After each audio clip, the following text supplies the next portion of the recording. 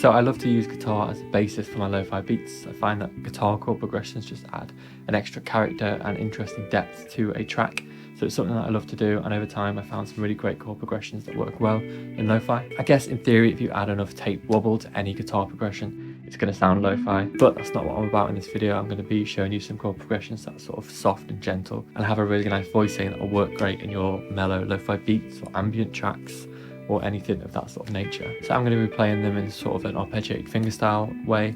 You can also strum the chords and they'll sound equally as nice, or you can play them in whatever way you feel comfortable. But I'll break down exactly what I'm playing, what the chords are, and how I'm playing them. So yeah, I'll just play a quick demo of each progression with some jamming over it so you can get a feel for it, and I'll break it down. Plus a quick thank you to this week's video sponsor, which is Skillshare. I've talked about them in the past and I'll be talking about them a little bit in this video a little bit later on. But in honour of their sponsorship, I'm going to be giving away a 1-year free membership to Skillshare to one person who likes and comments on this video. So if we hit just 200 likes, I'll be giving that away to someone in the comments section, so be sure to like, comment and subscribe to enter that. But yeah, here is the first chord progression.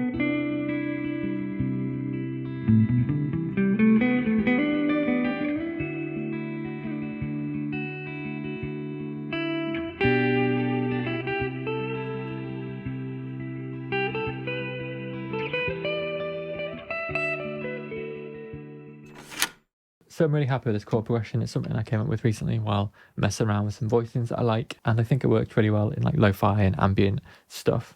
So I'll break down the finger picking pattern in a minute, but first it's 4 chords and they're recorded at 85 BPM in the demo. As I said in the intro, you can play these however you want. If you want to play them just strumming the chord, it sounds great, as well as the sort of arpeggiated style.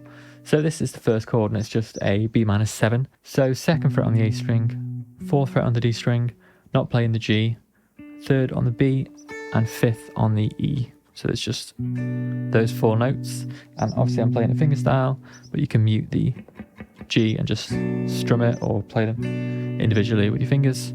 So that's a B-7. From there we go up to just a C. So it's just 1 fret up on the A string, so 3rd fret on the A string, 5th fret on the D string, again not playing the G, 5th fret on the B, and then open E. So, and because of the chord shape, it's quite easy to mute the G, which you will be for all of these. So you can just strum it, muting the G. So that's just a C major chord. From there we go up to an E-7. So it's this, which is the same shape as the B-7. So we're playing the 7th fret on the A string, 9th fret on the D string, muting the G, 8th fret on the B, and then 10th fret on the E. So that's an E-7, and then from there we just go into a D add 9. So again, it's the same shape as the C major. So it's 5th fret on the A string, 7th fret on the D string, muting the G, 7th fret on the B, and open E.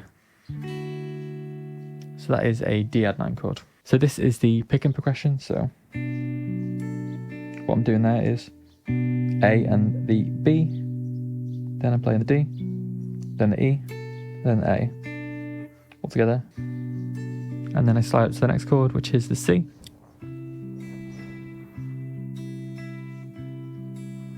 So I'm playing the A and the B again, then the D, then the E, A.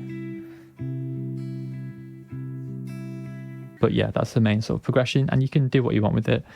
It's great to play around until you find something that fits your sort of style and track. But yeah, that is the chord progression, and then I'm sort of soloing in the E minor scale, E minor pentatonic scale that is. Fit really nicely, so that would sort of make the chords a sort of 5, 6, 1, 7 in the key of E minor, if you're looking at it that way. But yeah, I just found that the E minor worked really nicely with it. Obviously with the E minor being up here, with the 1 box, it's sort of worth moving around the neck.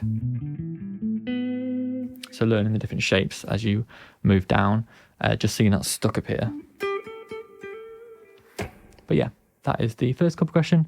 On to the demo for chord progression number 2. So before I break down the second chord progression, I just wanted to talk about this week's sponsor, and that is Skillshare. So for any of you who don't know, Skillshare is a platform for learning and discovery. It's full of useful videos, tutorials, breakdowns, and all sorts of creative and exciting content. So I have personally been using it quite a lot over the last few months because I'm trying to improve upon my video editing skills and a lot of my music theory knowledge.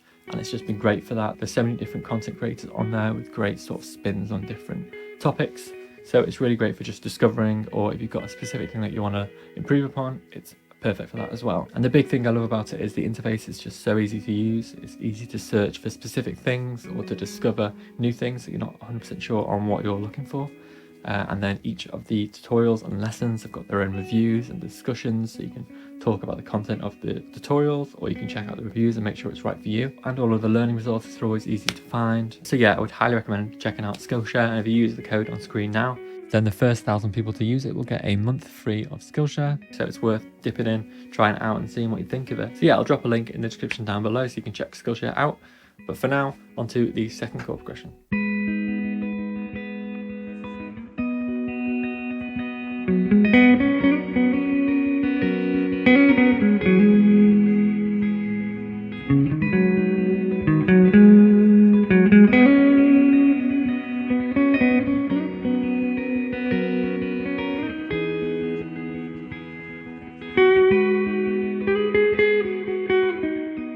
So for the second chord progression, we're just using the bottom 4 strings. So we're never playing the E and the A. I've seen these sorts of voicings quite a lot on TikTok recently, and they sound great. So I've just been playing around with it, and I've come up with this progression. So the first chord in this is a G sharp minor.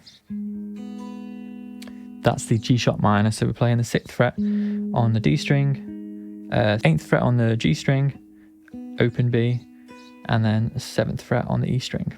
So for these chords, we're always going to be playing the open B. So the B is sort of like a pedal note in this chord progression. So start off with the G sharp minor, over to the B. So that's 9th fret on the D string, 11th on the G, open B, 11th on the E. So G sharp minor to the B, then down to an F sharp at 11, and then finishing off with the E.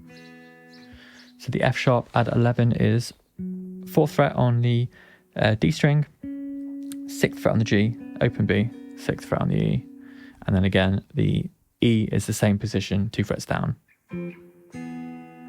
So 2nd fret on the D, 4th fret on the G, open B, 4th fret on the E. So altogether we've got this: G sharp minor, B, F sharp add 11, E major.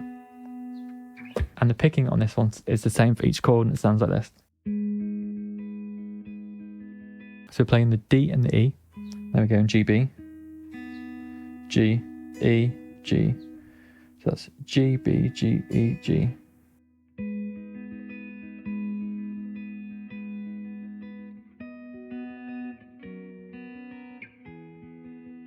I'm just looping that round. It's the same progression, I'm just playing it a little bit faster.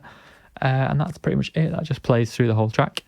And then soloing wise, I'm approaching it from the G sharp minor scale or the G sharp minor pentatonic.